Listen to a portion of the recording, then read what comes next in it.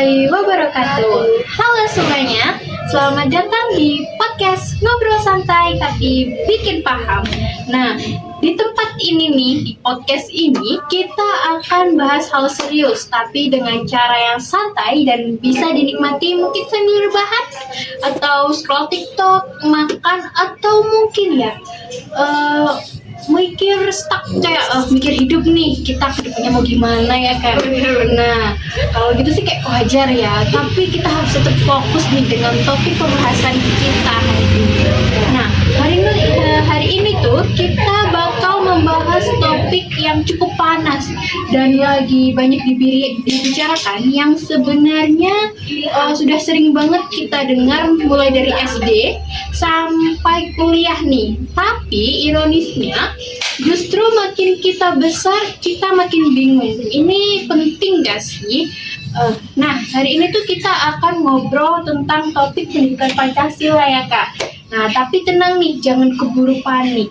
Kita tuh bukan mau ceramah, tapi kita mau ngobrol santai aja. Nah, santai tapi tetap serius nih. Tetap serius, penting bahasanya. Banget.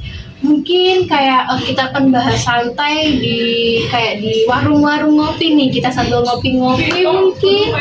Nah, kita tuh juga akan sambil kayak nyolek-nyolek fakta nih di kehidupan kita tuh apa sih Kak yang berhubungan dengan Pancasila. Nah, karena jujur aja nih, kalau dengar kata Pancasila, kebayanganku tuh tentang kayak belajar di Senin nih, pasti ada Pancasila ya kan. Selain itu kayak hafalan, guru PPKN yang terkenal galak. Bener banget nih. Terus kayak tugas esai yang 3 halaman tuh nggak bakalan selesai.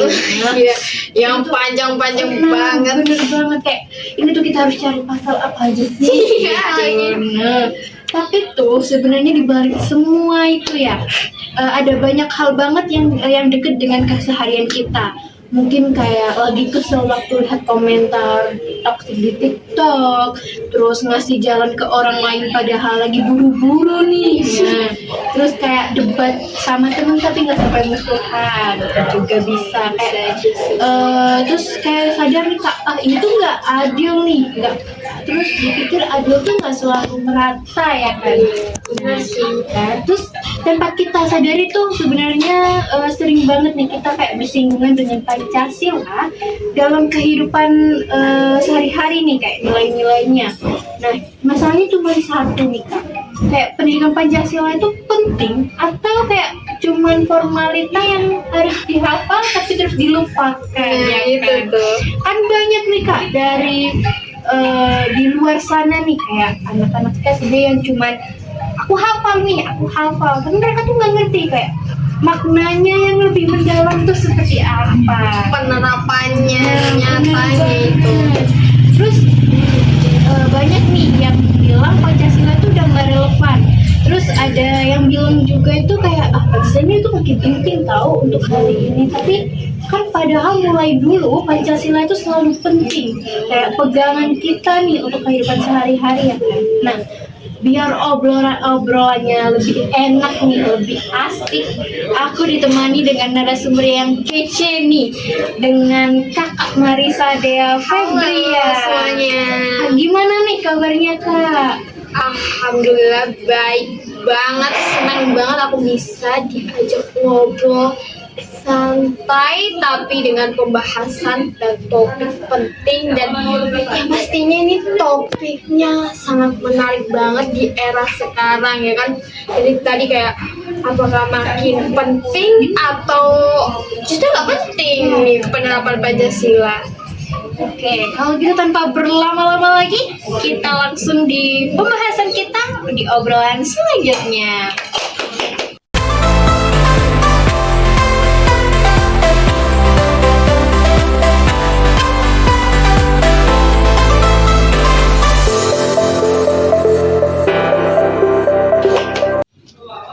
Kita udah kenalan nih dengan Kak Marisa. Sekarang kita akan masuk di segmen pertama nih Kak. Jadi topiknya tuh adalah paham atau mungkin cuma hafal sih Kak. Nah, di sini kan kita udah dari kecil ya kan, dari SD, TK deh. Mulai TK kan pasti udah dikenalkan nih Pancasila ya kan, mulai kayak mungkin kita nggak sengaja ikut orang tua lihat berita, nah kan. Walaupun nggak suka sih. Ya bener banget, yang kita tahu kan pasti cuma kartun ya. Terus tapi jujur nih, kalau menurut kakak itu orang Indonesia tuh paham gak sih kak sama Pancasila? Atau mungkin cuma sekadar hafal teksnya aja? Kalau menurut saya sendiri sih ya, orang Indonesia tuh banyak hafal, cuma hafal doang sih, hafal teksnya. Terus kayak kan dari SD itu udah disuruh nih kamu hafal Pancasila, nanti keluar di ujian. Nah, otomatis kan dari SD udah hafal tuh Pancasila, udah dihafalin. Tapi mereka tuh sebenarnya gak terlalu paham sama makna dari penerapan Pancasila itu sendiri, karena kan mereka tuh nggak langsung mempelajari dalam kehidupan sehari-hari ini. Terus mereka tuh paham nggak sih? Ya tentu aja belum tentu paham. Mereka tuh nggak nyambung sih. Menurut saya mereka tuh nggak nyambung sama apa makna aslinya dari Pancasila itu. Intinya tuh mereka nggak tahu. Soalnya mereka tahu itu cuma kata dalam sila-sila itu. Terus mereka hafalin, mereka tulis pas ujian. Tapi mereka nggak menyerap makna yang sebenarnya dari Pancasila itu sendiri dalam kehidupan sehari-hari dengan contoh-contoh kecil lah. Tapi mereka tuh cuma cenderung pada teori dari sila Pancasila, terus teori-teori yang ada di dalam buku, jadi kayak monoton banget. Dan misalnya nih kayak contoh kecil, contoh nyatanya kayak misal ada orang nih di jalan raya itu suka orang yang gampang nyerobot gitu, suka nyerobot. Mereka tuh tertib kan, itu tuh mereka sudah melanggar dari penerapan sila keadilan dari kemanusiaan, karena mereka enggak nyerobot nih ya, nyerobot di jalan raya itu kan sama aja kayak nyerobot antri lah, sama saja kayak gitu, juga membahayakan manusia-manusia lain yang ada di sebelahnya, di sekitarnya, karena kan tindakan itu berbahaya banget bang. Kalau di jalan raya bayangin nyerobot terus ngebut itu tuh udah melanggar dari sila keadilan dan juga sila kemanusiaan. Yang kedua itu ada di medsos, banyak banget orang yang suka ngegas, ngata-ngatain, berkomentar buruk, padahal ya cuman karena perbedaan, entah beda pendapat, beda pilihan, misalnya nih, politik nih misalnya, itu beda pilihan, padahal kan mereka punya hak masing-masing kan untuk memilih. Ini malah dibuat konflik ya di situ. Atau mungkin perbedaan dalam fandom K-pop, dukung idol apa, terus atau bola deh, yang kemarin biasanya kan ada yang panas-panas nih, bola saling sindir di medsos. Itu tuh mereka tuh udah melupakan makna dari penerapan Pancasila, yang yaitu kayak Pancasila persatuan dan juga musyawarah, kan memperpecah persatuan sendiri kan. Yang ketiga itu yang sering banget terjadi, yaitu kayak orang males antre. Nah, itu tuh sering banget kan terjadi, kayak antre harusnya kan antre tertib ya, itu nyobot aja dengan alasan aku udah lapar nih, aku udah haus nih, padahal kan semuanya juga sama ngerasain yang sama ya. Makanya mereka tuh harusnya kayak lebih tertib lah, padahal antre itu contoh dari bentuk kecil penerapan Pancasila, keadilan sosial. Jadi kayak manusia tuh harus adil gitu loh. Jadi harus kayak nyerobot gitu. Jadi Pancasila tuh sebenarnya maknanya deket banget sama kehidupan sehari-hari kita. Cuma kita sering nggak paham aja. Jadi bener banget sih Kak, karena kan kalau dipikir-pikir ya, kita melakukan suatu hal tuh pasti bisa nih kita kaitkan sama Pancasila. Bener banget nih Kak, karena kan kadang kalau dipikir-pikir ya Kak, kayak kehidupan nih di sekitar kita tuh kalau dikaitkan sama Pancasila tuh pasti ada ya kan. Nah, kita tuh kayak kita tuh hafal nih sila kelima, tapi kadang ini nggak sih Kak mikir kayak kita antri beli boba aja marah-marah ya kan, kayak nggak match banget nih sama kehidupan kita ya kan. Kayak kita paham tapi kayak gini aja masalah hal sepele tuh kita marah-marah itu kayak apa sih? Besar ya, ngapain ya? Bener banget. Itu kayak mereka nggak terapin penerapan Pancasila, kan keadilan sosial itu kan harus paham. Oh, aku antri, aku juga kelaparan, mereka juga pasti kelaparan juga, misalnya antri makanan nih. Jadi kayak kita harus paham lah, harus punya rasa keadilan lah di dalam diri kita gitu. Bener banget sih.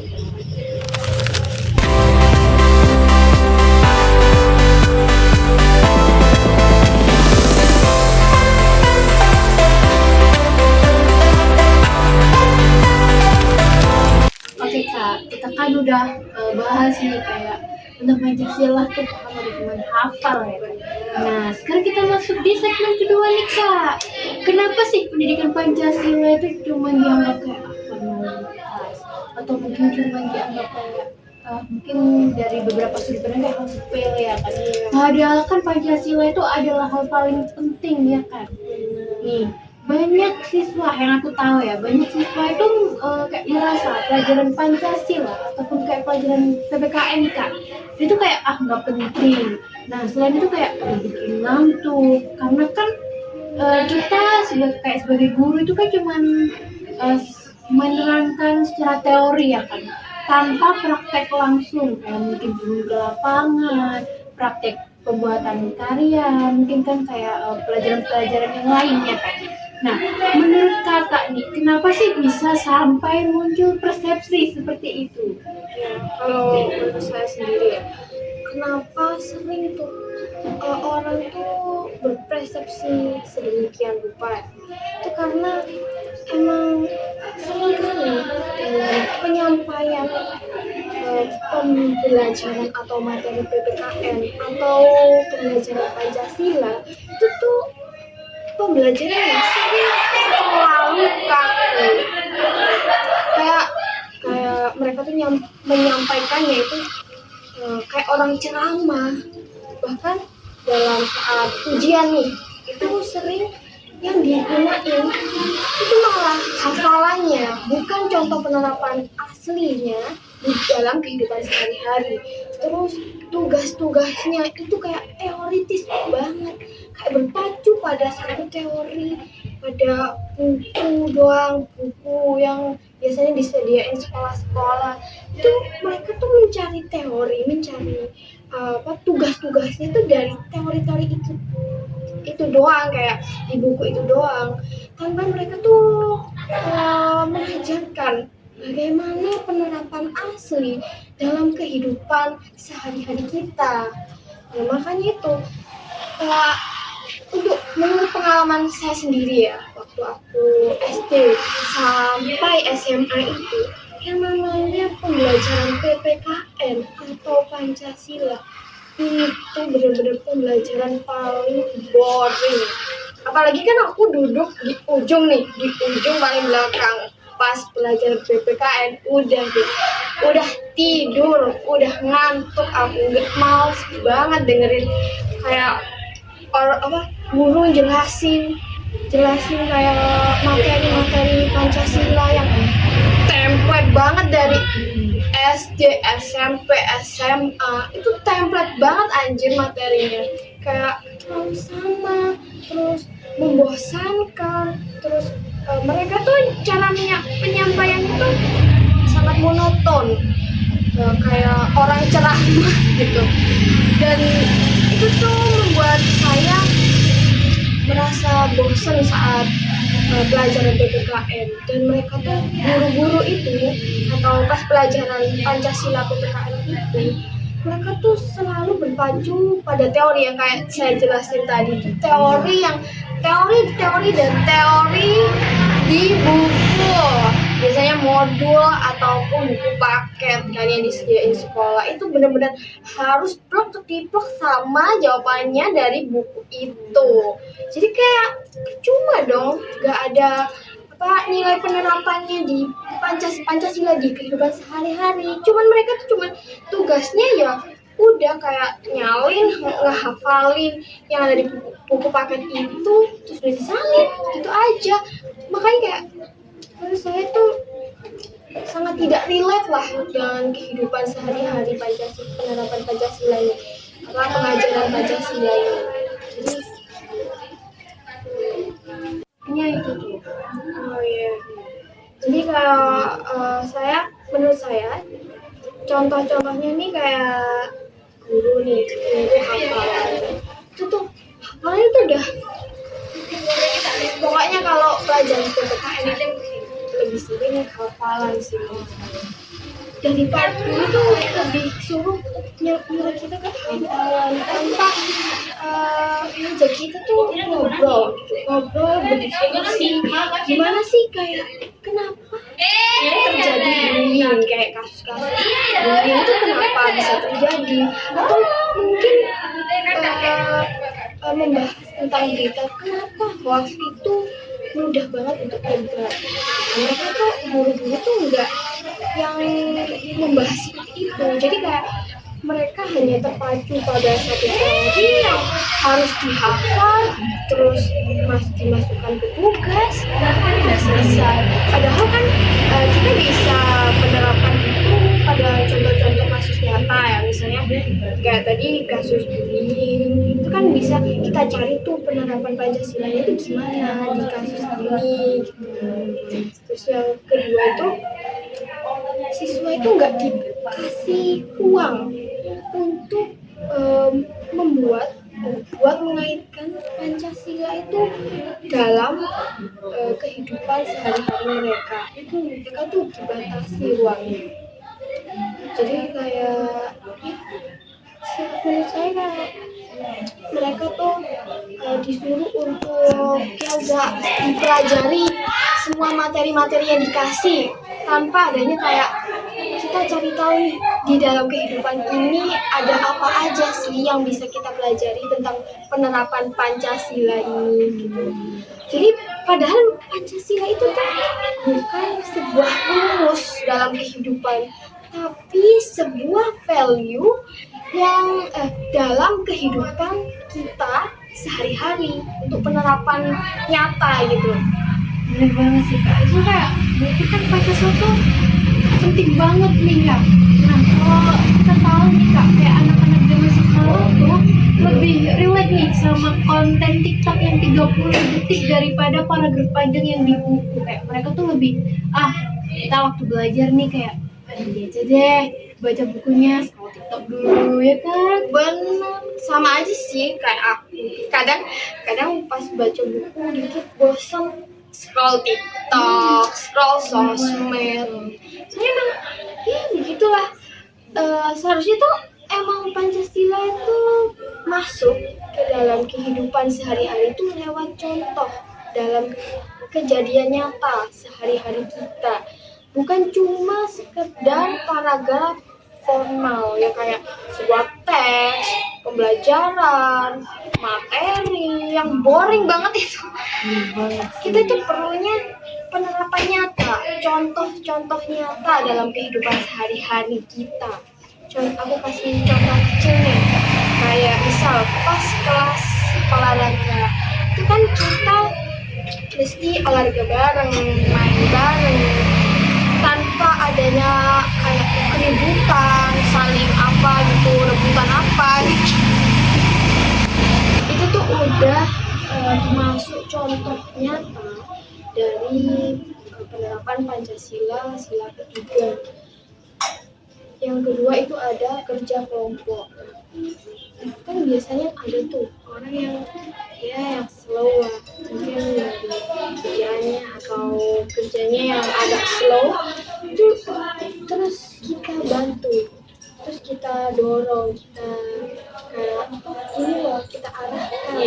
Nah itu tuh udah termasuk ke sila kemanusiaan loh.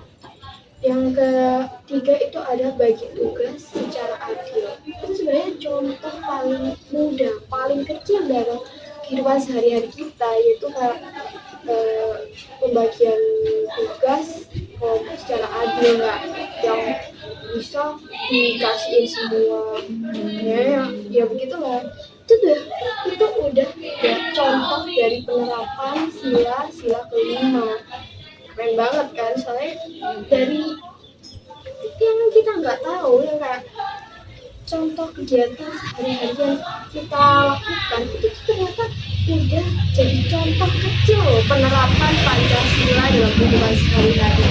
Sebenarnya mereka tuh kayak kegiatan-kegiatan itu kan kegiatan sepele banget, tapi jarang banget orang ingat, orang kayak tahu itu tuh bentuk kecil, bentuk kecil dari penerapan Pancasila.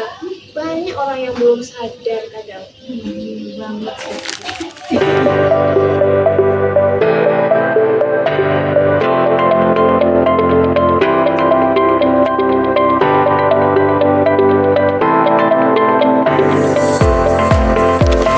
Kita masuk di segmen ketiga tentang isu viral nih yang lagi rame-ramenya ya kak, kayak Pancasila ini mau dijadikan ujian nasional ya kan, yang banyak beredar berita-berita sekarang ini kan. Nah, ada usulan nih dari BPIP nih kak, kayak Pancasila ini dimasukkan di mata pelajaran atau bahkan mungkin mau dimasukkan ke ujian nasional ya kan. Nah, menurut kakak nih, ini tuh langkah yang tepat atau kayak malah makin kelihatan hanya formalitasnya gitu? Kalau menurut saya sendiri ya, dari satu sisi sih tindakannya itu udah bagus banget, udah niatnya udah positif banget untuk supaya generasi muda ini jadi generasi yang lebih serius lah.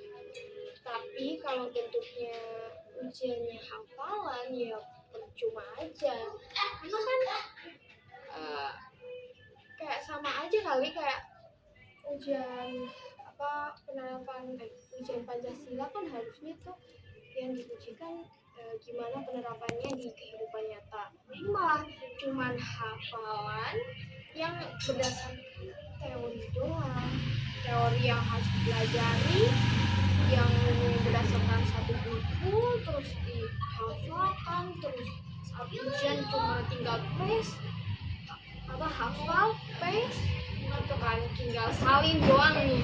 Itu malah kayak itu tuh yang diuji itu siswanya, yang diuji itu malah hafalannya, seberapa kuat hafalannya, bukan karakter siswanya, karakter yang dibentuk, yang dicari tahu gimana tuh penerapan Pancasilanya itu. Terus Pancasila itu bukan pembelajaran kalau dapat 100 nih jadi kamu jadi Pancasialis banget gitu.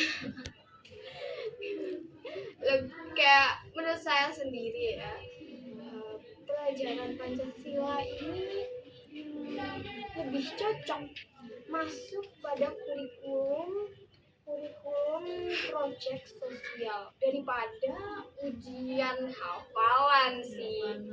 Kayak ya kan kalau misalnya proyek sosial tuh kita bisa tahu secara langsung kenyataannya bagaimana contoh penerapan Pancasila itu terjadi secara real life di kehidupan nyata, bukan cuma ujian nih. Kalau ujian kan cuma ya udah teori, terus belajar di teori langsung jawab di soal ujian gitu kan.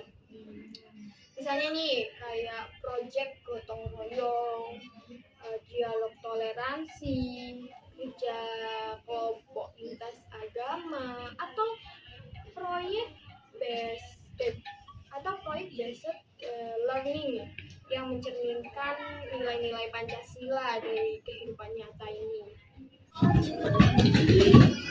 Jadi Pancasila itu nggak bisa diuji kayak matematika, bukan soal rumus yang harus dihafalin terus langsung bisa dikerjakan pas ujian, yang kayak harus ada sebuah materinya gitu langsung dihafalin banget terus baru masuk di ujian tinggal disalin apa yang dihafalin tadi. Pancasila itu diujinya tuh harusnya nggak kayak gitu. Misalnya nih, ada anak yang dapat nilai 90 nih di ujian Pancasila. Nah, tapi ini anak masih ngebully temennya, masih suka nyebarin hoax, terus marah-marah gak jelas. Apalagi kalau misalnya jalan macet. Nah, terus apa gunanya dong nilai 90 itu? Kan jadi kayak mereka masih tetap nggak nerapin Pancasila itu walaupun nilai di ujiannya 90, bener kan? Bener banget sih kak, kayak dia tuh dapat nilai A nih, tapi kayak perilaku ataupun kayak lakuannya masih di minus ya kan. Nah itu tuh yang perlu harus kita pertanyakan sih kak.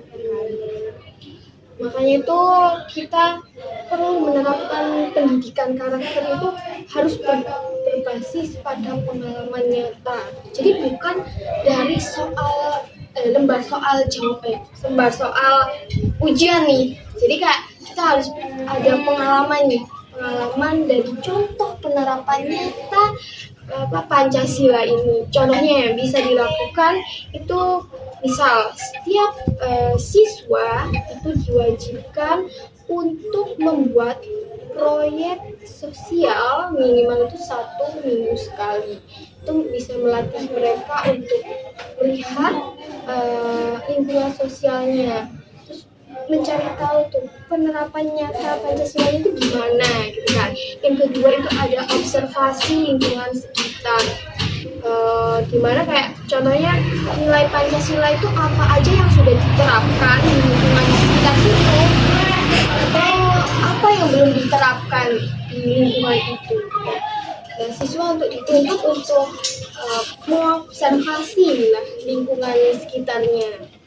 Yang ketiga itu ada kegiatan kelas yang melatih musyawarah dari setiap siswa. Jadi contohnya nih, contoh kecilnya itu kayak pemilihan ketua kelas. Nah itu kita bisa musyawarah itu pemilihannya bisa lewat debat kecil, debat sehat yang bisa kayak siswanya juga murid yang milih itu juga bisa ikut bermusyawarah, berkontribusi juga. Itu baru deh kerasa makna Pancasilanya itu baru kerasa hidup di situ. Pasti Pancasila itu kan kalau disangkut pautin sama kehidupan kita tuh pasti ada lah ya kan, kayak contoh Penerapan kecilnya, tahu dari hal kecil aja, gak usah hal yang besar kayak polisi negara ataupun apa itu, kita mulai dari kayak lingkungan sekitar kita ya kan.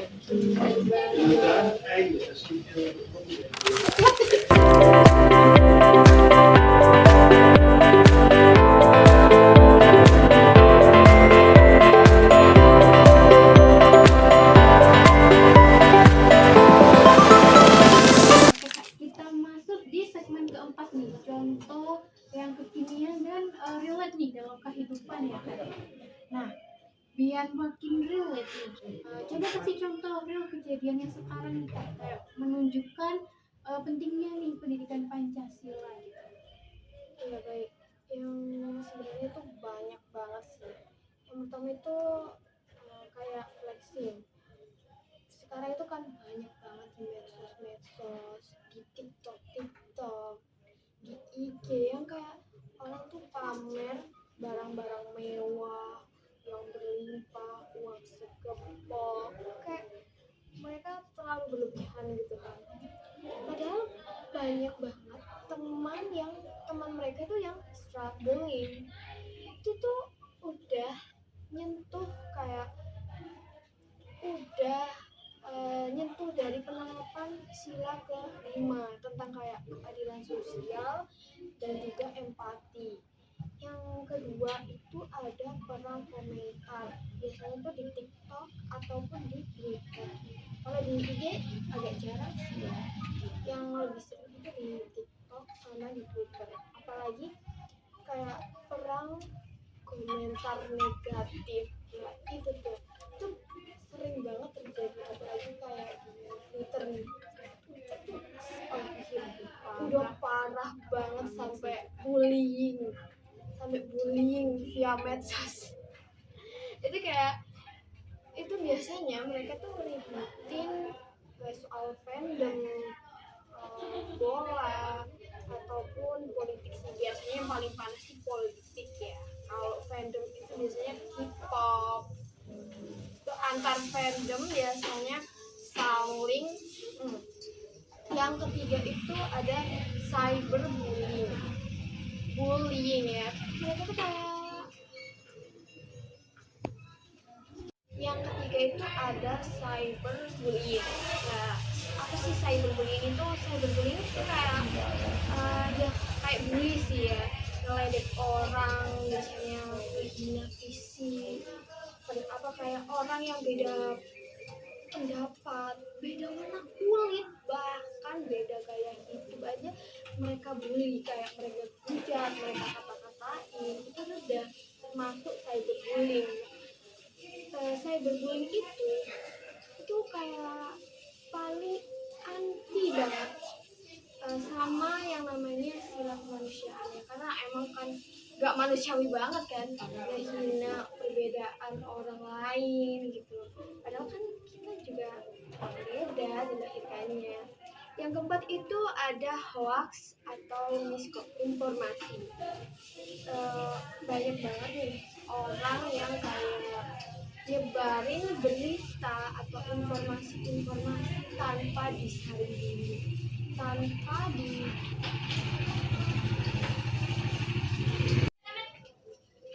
dicari kebenarannya dulu, kenyataannya dulu, yang sebenarnya itu gimana nggak tahu. Mereka tuh asal nyebar lah, kayak pengen cari perhatian. Biasanya tuh di nyebarnya itu biasanya nih di grup antar keluarga atau di TikTok, medsos. Biasanya sih yang nyebarin itu Gen all yang biasanya kayak nggak ngerti informasi, belum bisa nyari informasi yang benar, bahkan kayak AI aja mereka anggap asli loh, padahal itu ya itu mereka kan belum tahu gitu.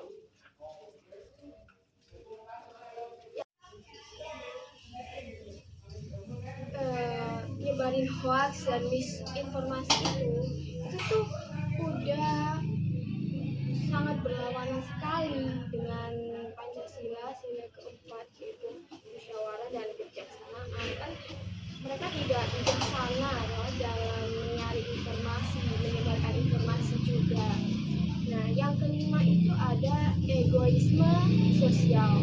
Kayak orang ini egois, mereka tidak mementingkan diri sendiri, tidak peduli orang lain. Kayak contohnya orang ini buang sampah sembarangan, mereka tuh nggak kayak peduli dengan lingkungan, mereka asal udah aku buang gitu.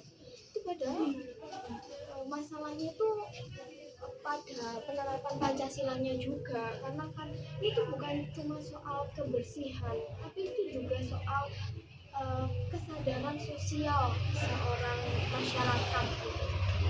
Itu kan gini ya Kak, yang paling parah tuh di medsos ya kan, kayak di ruang digitalnya juga ya kan. Kadang kan kayak kita tuh lihat di kayak perang komentar nih cuman soal hal yang kecil, tapi bisa panas nih, bisa berminggu-minggu, berbulan-bulan ya kan Kak. Bener banget. Terus itu tuh pasti kalau nggak ada kompor kan bisa lah, kalau Bener sih, nggak bakalan panas ya kan. ya biasanya ada yang ngumper-ngumper sih. Bener sih itu Kak, makanya dia sampai beritanya tuh sampai berbulan-bulan nih baru redup.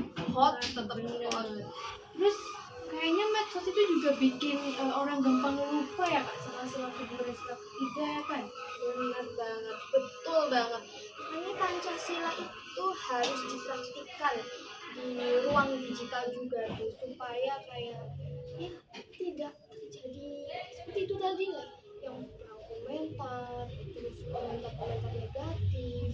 Terus mereka tuh seakan-akan tidak menghargai lah, tidak toleransi dan tidak menerapkan Pancasila. Makanya ini harus, menurut saya tuh harus diterapkan Pancasila juga di media sosial kayak digital. Dan harus pinter milih-milih nih Kak, kayak berita ini bener enggak, dan harus di apa ya, ditelusurin ini tuh fakta nggak sih di kehidupan kita. Itu yang paling penting. Itu paling penting, soalnya kayak kita tuh harus pintar-pintar memilih informasi supaya nggak merugikan orang lain juga kan. Kalau misalnya cuma materi ujian ya udah tinggal hafalin, kerjain, lupain. Bener banget sih, Bener Kak. banget kan.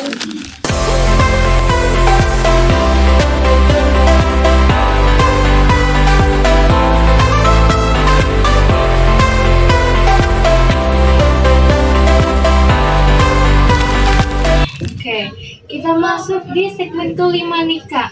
Bagaimana sih pendidikan Pancasila itu seharusnya?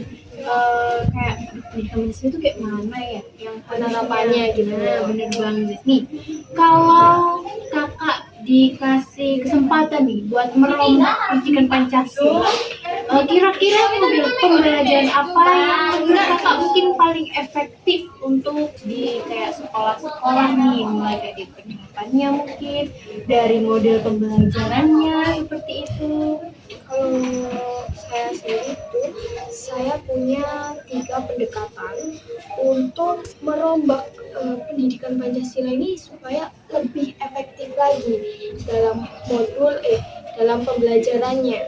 Yang pertama itu ada pengalaman langsung atau experience learning. Anak-anak diajak ikut untuk terjun langsung pada kegiatan sosial.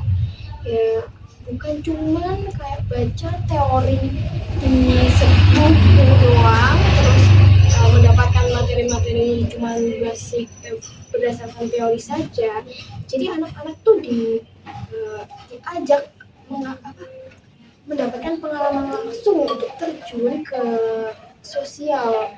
Jadi kegiatan-kegiatan sosial, contohnya kayak kerja bakti atau membantu saat bencana alam, ataupun kegiatan lintas agama. Itu tuh bisa membuat mereka tuh lebih erat dengan contoh nyata penerapan Pancasila itu sendiri dalam kehidupan dan kegiatan sosial sehari-hari. Yang kedua itu ada diskusi dan dialog. Bukan ceramah loh ya, itu kita saling memberikan feedback. Jadi kayak kita berdiskusi antara guru dengan muridnya, itu saling memberikan feedback, memberikan masukan. Ya bisa topiknya itu bisa ke Pancasila, contoh penerapan Pancasila itu bagaimana. Nah itu kita bisa memberikan sebagai siswa dengan guru, itu bisa saling memberikan masukan, memberikan apa sih yang dimaksud penerapan Pancasila itu dan bagaimana contoh-contohnya, dan itu bisa dibicarakan dengan cara berdialog, bukan cuman hafalan doang gitu.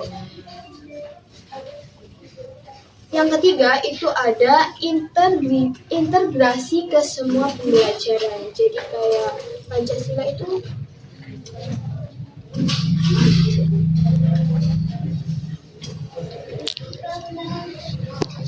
Dua, tiga. Yang ketiga itu ada integrasi ke semua pembelajaran. Jadi maksud dari integrasi itu penerapan Pancasila itu dikaitkan dalam setiap pembelajaran, entah itu pembelajaran matematika, IPA, atau seni, bahasa Indo, itu kita masih bisa mengaitkan Pancasila dengan pembelajaran itu.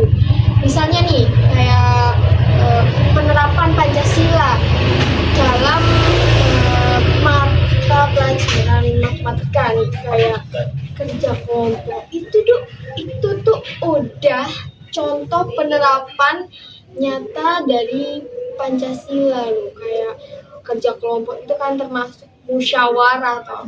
Dan misalnya kayak dari mata pelajaran bahasa Indonesia itu kita bisa dapat nilai atau makna kemanusiaan dalam sebuah cerita, entah itu cerita dongeng, cerita rakyat, atau cerita-cerita fiksi yang kita tuh bisa tahu makna amanat kemanusiaan yang terserat di cerita-cerita tersebut. Yang ketiga itu ada dalam mata pelajaran ekonomi. Nah, kita tuh bisa dalam penerapan Pancasilanya kita bisa lewat keadilan sosial. Nah, itu lewat contoh distribusi pendapatan. Nah, ini agak sulit sih kalau yang ekonomi ini. Bener banget. Penerapannya agak sulit sih.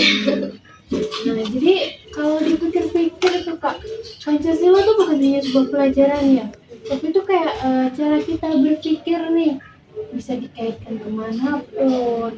Terus kayak berarti yang paling efektif yang akan kakak pakai ini berarti dari 3 poin itu ya. Benar banget. Kayak itu Pancasila ini tuh harusnya dijadikan mindset. Jadi bukan cuma sekedar materi ujian, tapi kita jadikan sebuah patokan hidup kita.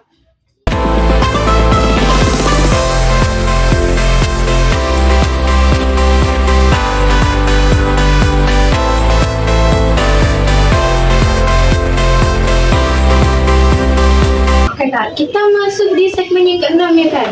Nah, apa yang bisa dilakukan oleh anak muda nih? Kayak apa sih yang bisa dilakukan oleh anak-anak muda zaman sekarang supaya nilai Pancasila itu biar tetap hidup dalam kehidupan sehari-hari nih Kak? Kalau menurut saya itu simpel aja sih. Yang aku beri contoh yang simpel dan gampang dilakukan, yaitu tahan jempol kamu sebelum berkomentar kasar atau kotor di media sosial. Jadi kamu harus nahan diri, nahan jempol untuk send video komentar buruk di medsos. Itu peringatan keras ya. Bahaya banget. Yang kedua itu simpel sih ya, tapi nggak selalu orang bisa. Itu dukung teman, bukan menjatuhkan orang. Penting banget nih.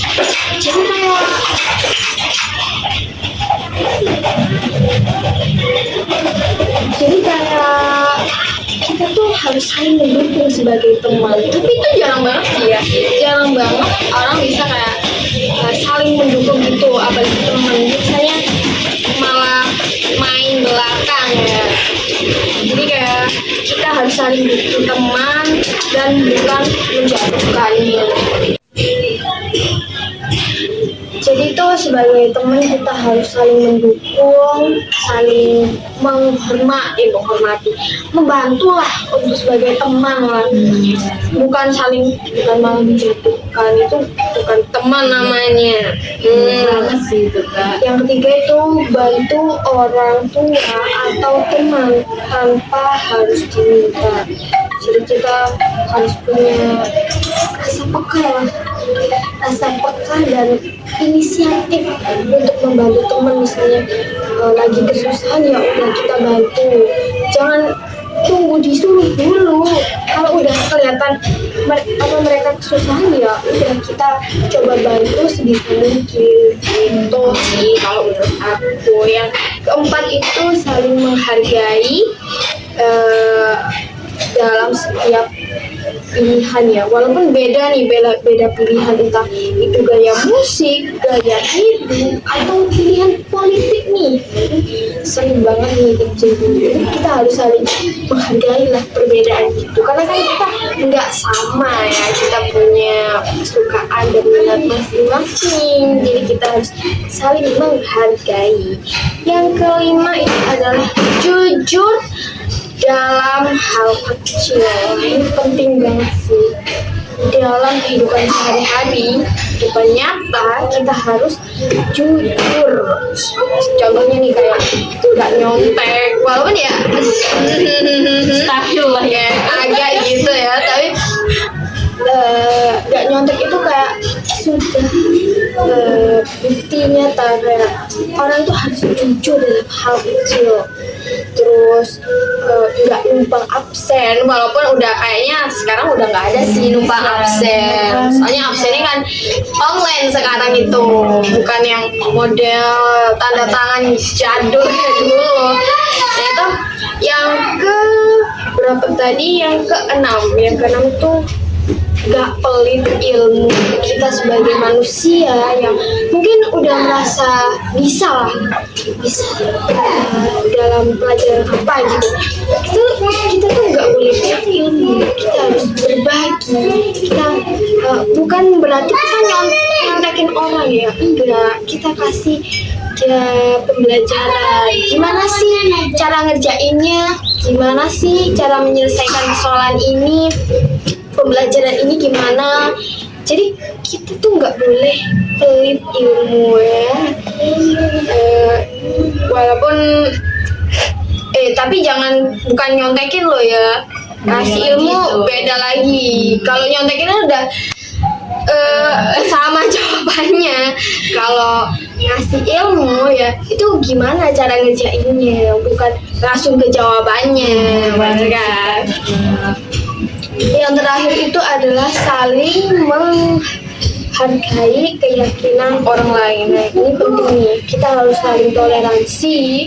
Kita nggak boleh tuh memaksa keyakinan kita atau kepercayaan kita ke orang lain. Kita kan mempunyai pemikiran yang berbeda-beda nih, jadi nggak bisa kayak kita memaksakan orang lain untuk percaya dengan kepercayaan kita gitu kan. Nah itu tuh semua adalah bentuk nyata penerapan dan pencerminan Pancasila dalam kehidupan sehari-hari kita nih. Banget nih. Kalau ini sih mudah nggak mudah ya, tergantung bagaimana sih orang yang menyikapi. Benar banget. Tapi kalau dipikir-pikir tuh impactnya kayak besar banget sih kalau konsisten nih. Kalau nggak konsisten kan berarti ya urusan masing-masing ya kan. Benar banget sih. Ya sih, kalau bisa konsisten pasti dampaknya ke kita itu pasti besar banget. Bener sih Kak. Bener.